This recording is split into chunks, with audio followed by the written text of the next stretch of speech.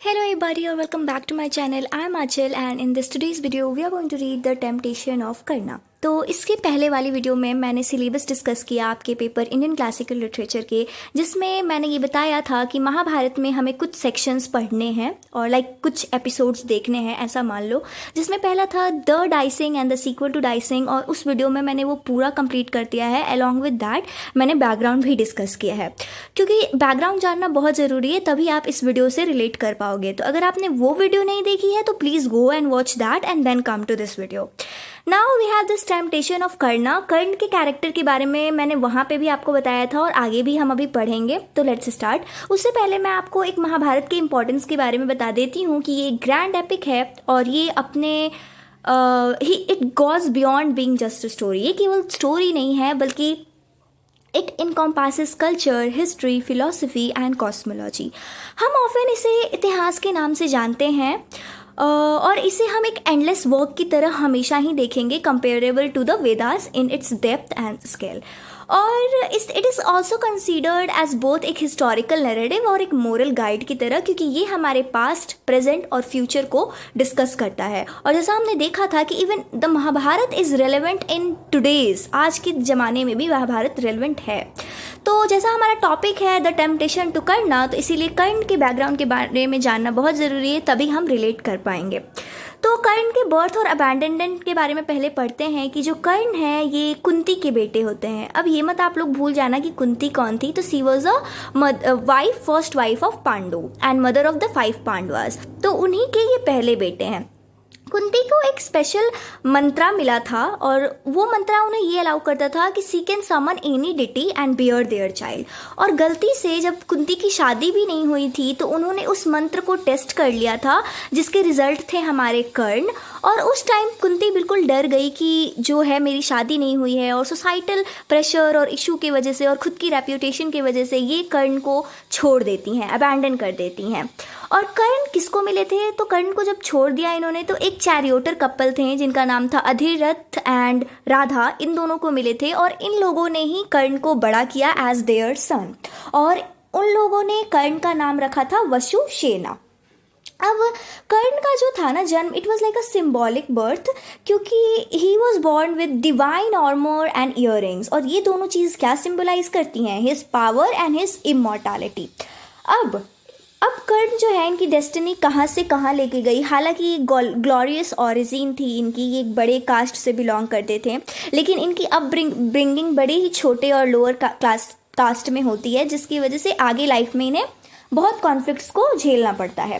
अब हम कर्ण की लॉयल्टी और स्ट्रगल की बात करें तो सबसे पहले हम कर्ण के रिलेशनशिप को देखते हैं दुर्योधन के साथ। अब ये दुर्योधन कौन है? तो 100 सन में से जो सबसे पहले बेटे थे गंधारी के, उनके पहले बेटे दुर्योधन। तो कर्ण आगे चल के दुर्योधन के एक लॉयल फ्रेंड बनते हैं। अब इस पूरी स्टोरी में आप ट्विस्ट देख रहे हो कि कर्ण जो है ये रियल भाई हैं पांडवस के, बट ये सपोर्ट कर रहे हैं दुर्योधन के।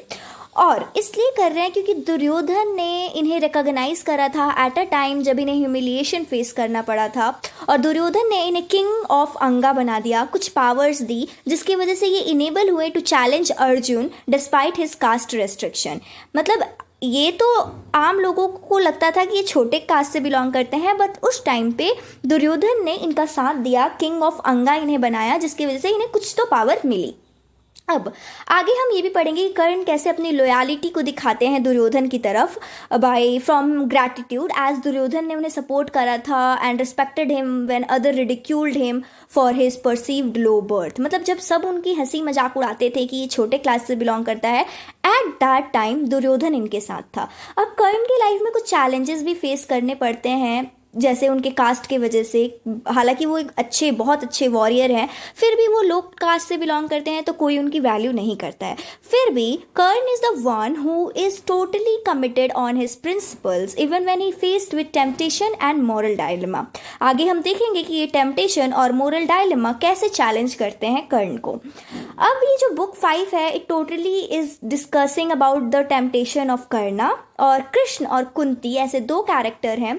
कृष्ण जो भगवान हैं, जो महाभारत में इनका बहुत बड़ा रोल है, तो ये और कुंती जो कि पांडव की पहली पत्नी है और 5 पांडवस की माँ हैं, ये दोनों ट्राई करते हैं कि कर्ण को ये लोग टेम्प्ट कर सके यानी लुभा सके। कि आप जो हो आप अपने भाइयों के साथ दो, ना कि कौरवों का साथ दो। तो होता ये है इस बुक में कि कुंती के बेटे हैं और ये एक क्षत्रिय हैं, ये एक चीज़ कृष्ण और कुंती दोनों ही रिवील कर देते हैं कर्ण को, और कर्ण को ये बात सुन के बड़ा ही शौक लगता है। फिर भी जो कर्ण है वो रिफ्यूज़ कर देते हैं, वो बोलते हैं कि मैं अपने दोस्त दुर्योधन से लॉयल ही रहूँगा। And this is something which shows the principle of Karna, कि किस तरह से वो अपने दोस्त के साथ ही हैं जिन्होंने उनका बुरे वक्त में साथ दिया। अब हम मोरल डायलेमा और डिसीजन की बात करें कर्ण की, तो कृष्ण बहुत टेम्प्ट करते हैं कर्ण को। वो ऑफर करते हैं कि जब तुम पांडवों के साइड में आ जाओगे तो तुम्हारे पास पावर होगी, वेल्थ होगी, और अगर वो साइड आ जाएंगे तो। लेकिन कर्ण बड़े ही स्टीडफास्ट रहते हैं अपने लॉयलिटी को लेकर दुर्योधन की तरफ, जो कि इसलिए रहते हैं क्योंकि दुर्योधन ने उन्हें डिग्निटी दी, उन्हें वो पोजीशन दिया जो कोई नहीं दी, जिसने कोई नहीं दिया एट अ टाइम जब वो ह्यूमिलिएशन फेस कर रहे थे।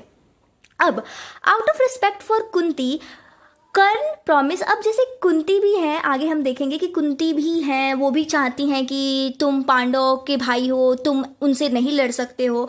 तो उस टाइम पे ये समझाते हैं कि आप तो मुझे उस समय छोड़ के चली गई, बट जो मेरे असल माँ बाप हैं उन्होंने मुझे बड़ा किया। फिर भी एक अपना धर्म निभाते हैं और ये बोलते हैं कि आप मेरी माँ हो और आपकी बातों से मैं इतना तो प्रभावित हो रहा हूँ कि मैं आपसे एक चीज़ प्रॉमिस करता हूँ कि मैं आपके किसी भी बच्चों को हार्म नहीं करूँगा एक्सेप्ट अर्जुन को छोड़ के, ensuring that she will always have 5 sons regardless of who dies in the battle।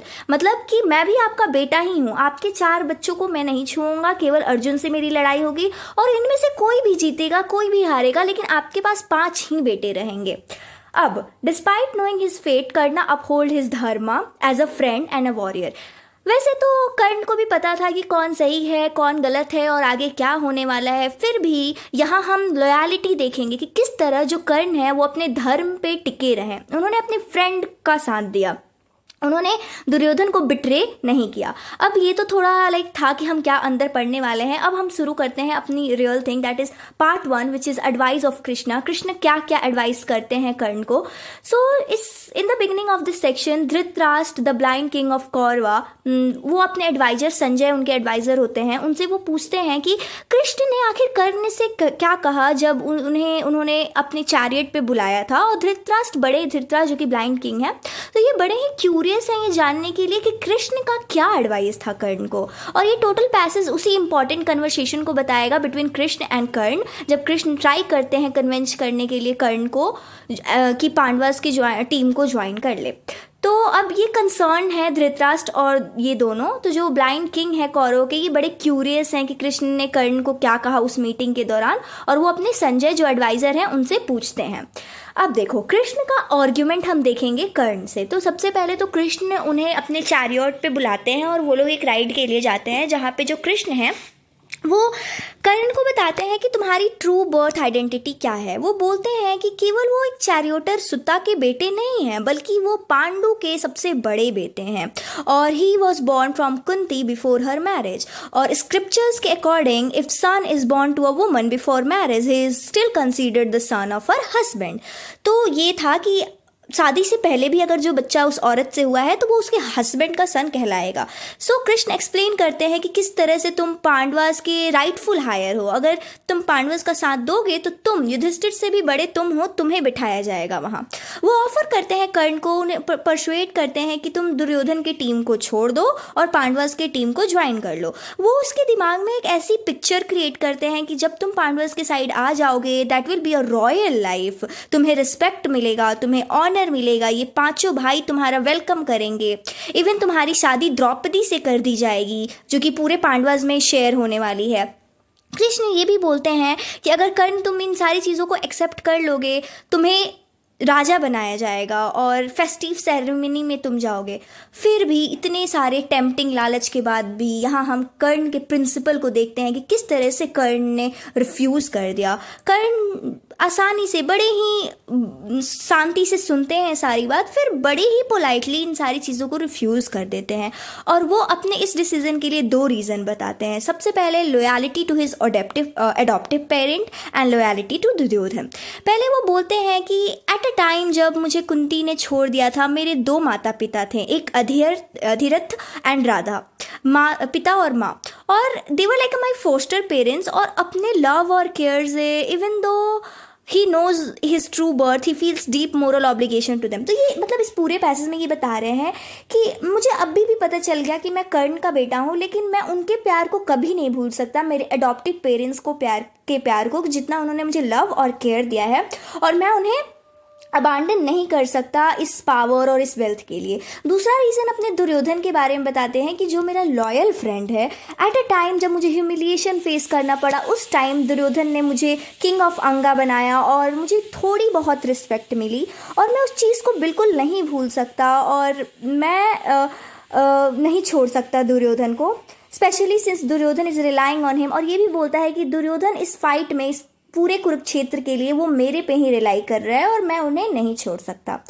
अब कर्ण ऑल्सो नोज दैट कि कर्ण ये चीज़ तो बिल्कुल अच्छे से जानते थे कि डेस्टिनी में पांडवों का ही जीतना लिखा है, but he still feel it is duty to stand by Duryodhan. अब यहाँ आप देख रहे हो, as a literature student we need to be that little observer कि किस तरह से कर्ण अपने प्रिंसिपल पे टिके हुए हैं। ये बोल रहे हैं कि मैं जानता हूँ कि पांडव जीतेंगे, बट मैं दुर्योधन का साथ नहीं छोड़ सकता क्योंकि मुझे अपनी लॉयल्टी दिखानी है।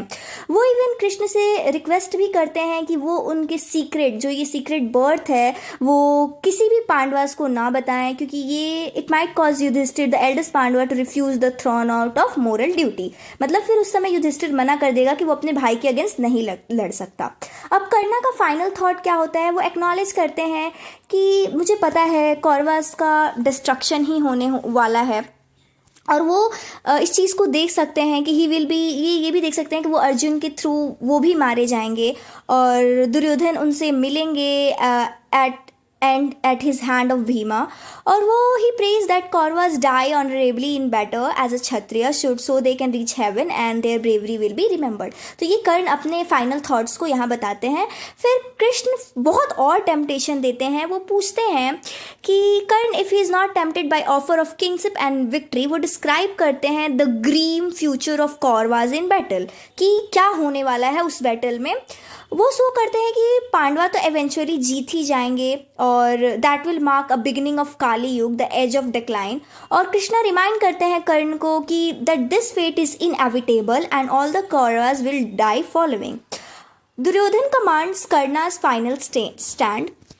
अब देखो, अब कर्णा का फाइनल स्टैंड क्या होता है। कर्णा क्वेश्चन करता है कृष्णा को कि आस्किंग वाई, क्यों आप कृष्ण क्यों ट्राई कर रहे हो मुझे टेम्प्ट करने के लिए, जब आप जानते हो कि फ्यूचर में एक्चुअली क्या होने वाला है।